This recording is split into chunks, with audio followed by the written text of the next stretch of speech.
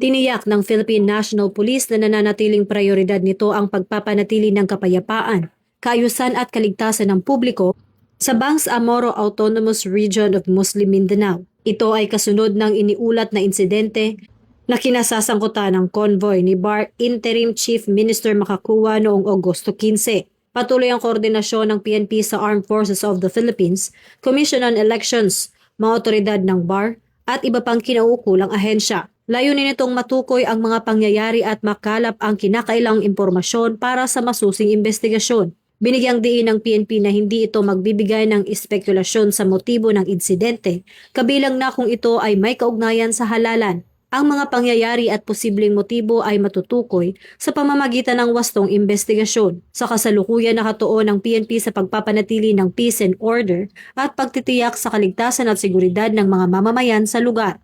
Hinihikayat naman ang publiko na manatiling kalmado at umasa lamang sa mga beripikadong impormasyon habang patuloy na tinutugunan ng mga kinaukulang ahensya ang sitwasyon.